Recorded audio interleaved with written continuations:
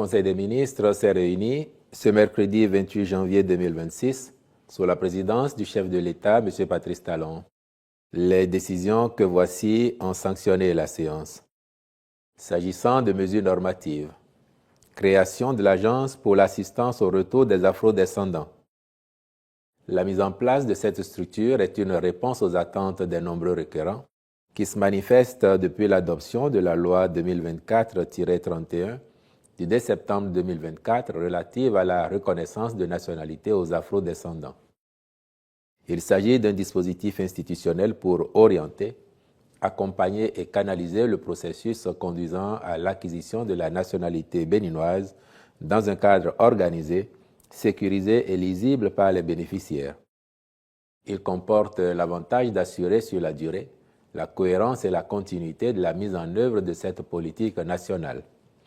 Ses principaux objectifs sont améliorer l'accueil et l'accompagnement des personnes éligibles en mettant en place un guichet unique de formalités permettant une orientation fiable sans se substituer aux autorités décisionnelles.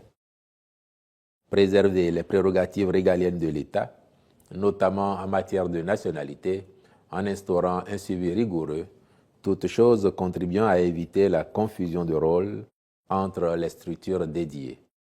En décidant de la création de cette agence, le Conseil a également approuvé ses statuts. Au plan des communications, en point 1, règlement des droits et arriérés de salaire d'ex-agents recrutés localement au niveau des musées publics. Dans le cadre du fonctionnement des 10 musées, certains conservateurs et gestionnaires avaient engagé localement des agents avec une rémunération aléatoire conditionnée par les entrées de recettes issues de la vente des tickets aux visiteurs. Mais la gestion des fonds ainsi collectés manquait de transparence et il a été mis fin à cette pratique en décembre 2018. Depuis lors, les recettes issues de la vente des tickets sont directement versées au Trésor public.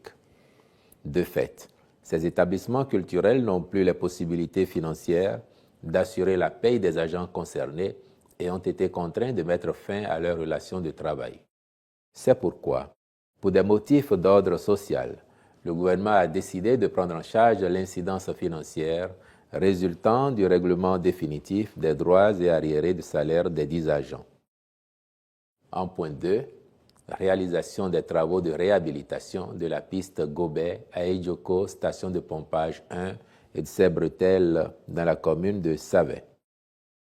La mise en service des stations de traitement de Gobet et de pompage à Ejoko a permis de résoudre définitivement la question récurrente de l'alimentation en eau potable des villes de Savet, d'Assazoumé, Glazoué et environ. Il se trouve que pour favoriser l'approvisionnement en produits de traitement et en équipements indispensables au bon fonctionnement des installations, les voies d'accès sont très sollicitées et subissent des dégradations qu'il convient de corriger. C'est dans ce cadre que les présents travaux sont autorisés, à charge pour les ministres concernés d'accomplir les diligences nécessaires à la contractualisation avec les entreprises retenues pour leur exécution. En point 3, agrément au Code des investissements. 4 sociétés intervenant dans divers secteurs d'activité économique sont retenues pour le bénéfice des mesures incitatives du Code. Il s'agit, pour le régime des investissements spécifiques, de la société Talent et Spectacle Bénin SAS pour son projet d'installation de 2 salles de cinéma premium au Sofitel de Cotonou. Au régime B, la société Premium Rice Mill Industries d'Angbo Sarl pour le projet de reconstruction et d'exploitation d'une rizerie à Mitroyokon, arrondissement de Zungué dans la commune de Dangbo.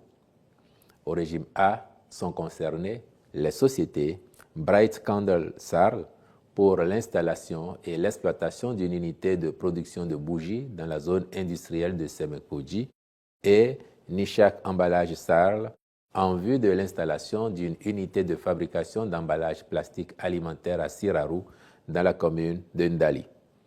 La mise en œuvre de ces différents projets impactera positivement l'activité socio-économique dans les localités concernées. En point 4, approbation des lignes directrices du plan directeur de développement du sous-secteur de l'électricité au Bénin à l'horizon 2045, du plan national d'électrification et du plan d'électrification hors réseau actualisé. L'élaboration de ces documents de planification découle de la stratégie nationale d'électrification. L'objectif est de favoriser à terme l'accès d'un plus grand nombre de ménages à une énergie électrique de qualité et à prix abordable. L'actualisation de ces supports permettra de redéfinir les conditions dans lesquelles l'équilibre entre l'offre et la demande d'électricité pourra être réalisé dans des conditions de sécurité et de fiabilité du fonctionnement des réseaux interconnectés. Elle permet par ailleurs d'intégrer les travaux réalisés dans le secteur de l'électricité de 2016 à 2026 et qui n'étaient pas inscrits au plan initial pour disposer d'un état des lieux plus complet et cohérent en vue d'une optimisation des investissements à court, moyen et long terme. Au chapitre des rencontres et manifestations internationales, enfin, il a été autorisé la participation du Bénin à la 6e conférence mondiale sur l'élimination du travail des enfants à Marrakech au Maroc du 11 au 13 février 2026. Je vous remercie.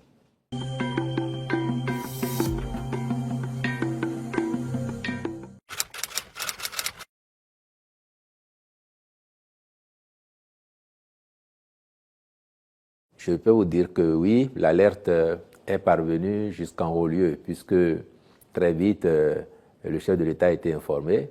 Le ministre de la Santé lui-même a pris la situation à bras-le-corps et diligenté une enquête administrative, s'est porté lui-même sur les lieux pour discuter avec les responsables du CHDO afin de situer les responsabilités. Mais au-delà de cela, je peux vous informer de ce que ce jour, en marge du Conseil des ministres, notamment dans la rubrique des questions diverses, le sujet a été évoqué. Le gouvernement a saisi l'occasion pour partager la douleur de la famille éplorée et le chef de l'État a instruit formellement afin que les enquêtes qui sont en cours, que ce soit l'enquête administrative diligentée par le ministère de la Santé ou que ce soit l'enquête judiciaire à la diligence du procureur de la République, que les enquêtes se fassent de façon rigoureuse pour que les responsabilités soient totalement situées et que s'il y a des gens qui doivent répondre de négligence ou de faute professionnelle, que cela soit le cas demain parce qu'on a perdu une vie. Donc globalement, sur le sujet, c'est vous rassurer qu'il est connu, il est pris en charge et il faut être rassuré qu'à l'arrivée, les enquêtes nous situeront objectivement sur ce qui s'est effectivement passé ce jour-là au CHDO et les responsabilités seront totalement situées.